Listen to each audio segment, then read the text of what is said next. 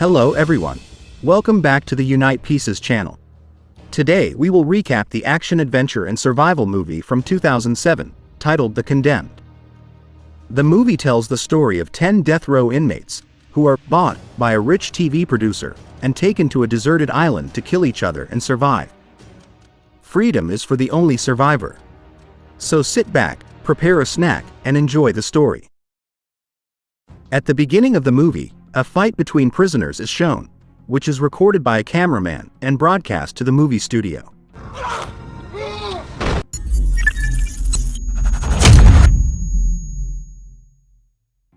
Introduce, he is Breckel, a film producer who will make a survival game and look for 10 death row inmates who have great fighting skills.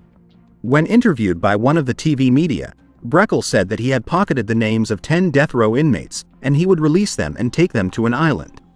On the island, they will fight to the death until only one winner remains. He will also broadcast the illegal broadcast via internet streaming, and each viewer must pay using a credit card so that children cannot watch.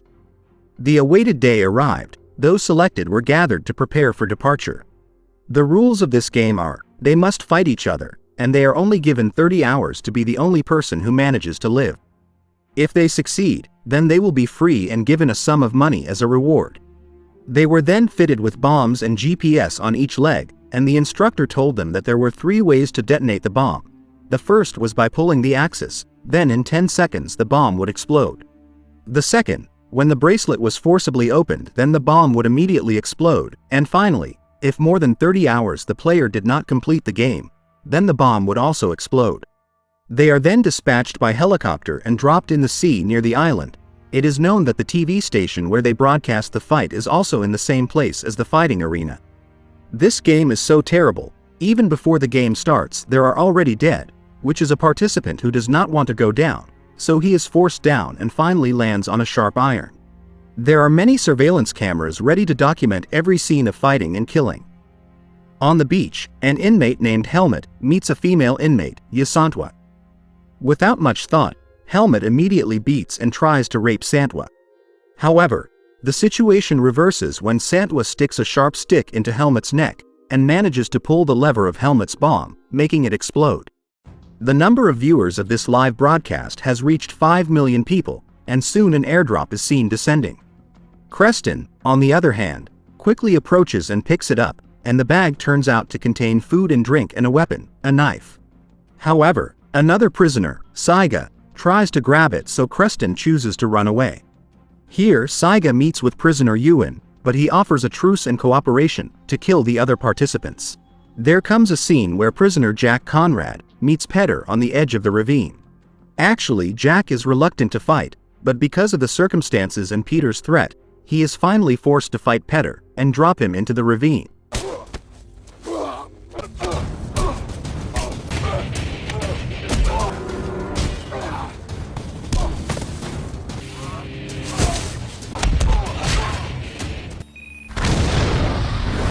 On the other hand, the FBI investigating this case got the real identity of Jack Conrad, who turned out to be a former Special Forces. The setting changes to Jack's wife's place. She is called by the FBI and told about her husband. Sarah then goes to the bar to see the live stream, and how sad when she finds out that her husband has been defamed. Back on the island, a sexy prisoner named Rosa meets Paco, and it turns out that they are husband and wife. Paco here has no intention of participating in the game, and just wants to be alone with his wife, but suddenly Ewan and Saiga come. They handcuff Paco to a tree, and the two of them also make Paco have to be willing to watch his wife raped and killed in front of his eyes. However, the good news is that Paco managed to escape. Jack saw Paco crying, and Paco told him everything. Paco admitted that he wanted to avenge his wife, but he would have a hard time because his leg was broken. Paco then asked Jack to help avenge his wife, but Jack refused because Jack had a mission to carry out. Air dropped down. Ewan and Saiga rushed over and they got new weapons, namely an arrow and a knife. Jack, on the other hand, turned off the GPS on his leg and he headed to the signal tower for help. Long story short, he managed to sneak into the tower. He immediately called his wife and gave some money in his account, just in case he couldn't come back. Jack also told the coordinates of his current location. However, Jack was caught by the watchers and Breckel, who immediately chased him. Meanwhile, Santwa seemed to be friends with Creston. They were even making out carefree, but it turned out that it was just a ruse from Santwa. She was just acting interested in Creston, and when the opportunity arose, she immediately pulled the lever of the poor man's bomb. Ewan and Saiga, on the other hand, managed to catch Paco, but they didn't kill him right away. They tortured him first, and the incident was recorded and broadcast. In the broadcast room, there was an argument between the assistants and Breckel. Half of them felt sorry for Paco, who was being tortured, and thought that this was the wrong thing to do. But they couldn't do anything and had to obey whatever Breckel said. Jack, who was running away, saw Paco being tortured. He tried to help but couldn't because he was blocked by the ravine. Paco was finally burned alive. Jack, who previously refused to take revenge, now he changed his mind after seeing their cruelty. He went to strategize, and after making a plan, Jack brutally attacked Saiga.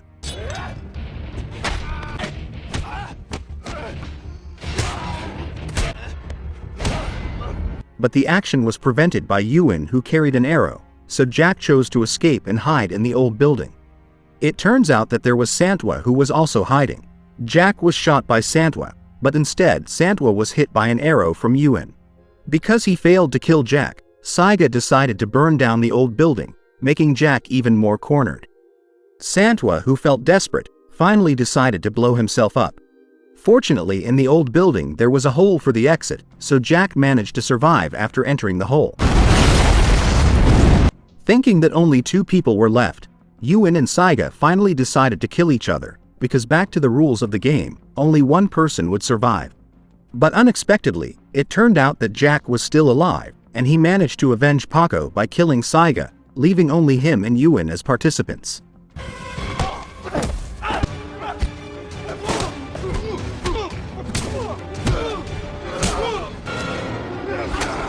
Jack then chased and hunted Ewan, making him cornered, and finally Ewan decided to jump into the river.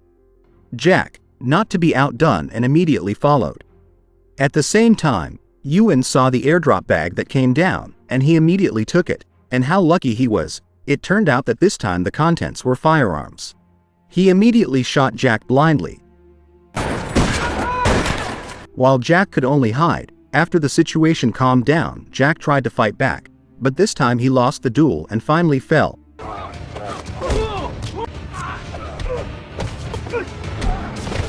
His head hit a rock and he was declared dead. This amazing show was watched by 40 million viewers, and the winner of the Condemned game was announced right away, namely Ewan. Soon after that he was picked up by the team, and the bomb on his leg was removed. He met the producer, Breckel, who had previously promised a prize. Ewan demanded his promise, but apparently Breckel did not give him and broke his promise.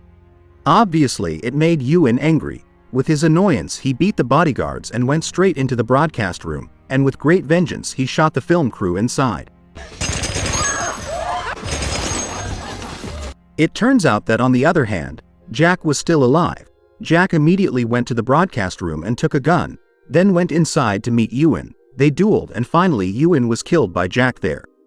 Feeling annoyed with Breckel, who caused all this chaos, Jack chased after Breckel, who was about to escape using a helicopter, but unfortunately he was too late so that Breckel could not be chased anymore.